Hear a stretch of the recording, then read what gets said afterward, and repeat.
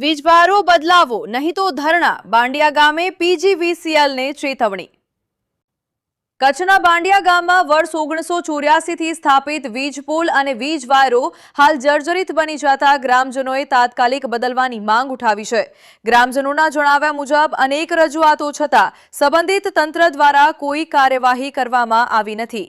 જર્જરિત વીજ લાઇનના કારણે ગામમાં વારંવાર વીજ ફોલ્ટ અને શોર્ટ સર્કિટની ઘટનાઓ બનતી હોવાનો આક્ષેપ કરવામાં આવ્યો છે, જેના કારણે ખાસ કરીને ચોમાસામાં વીજ પુરવઠો ખોરવાઈ રહ્યો છે। ગ્રામજનોએ નાયબ કાર્યપાલક ઇજનેરને લેખિત રજૂઆત કરી તાત્કાલિક કાયમી નિરાકરણ લાવવાની માંગ કરી છે।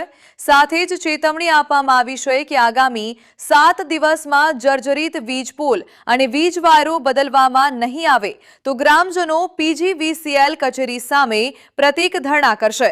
તેમજ ભવિષ્યમાં કોઈ અકસ્માત કે જાનહાનિ સર્જાય તો તેની સંપૂર્ણ જવાબદારી પીજીવીસીએલ તંત્રની રહેશે। Story by Ramesh Bhanushali, Abdasa, Kutch.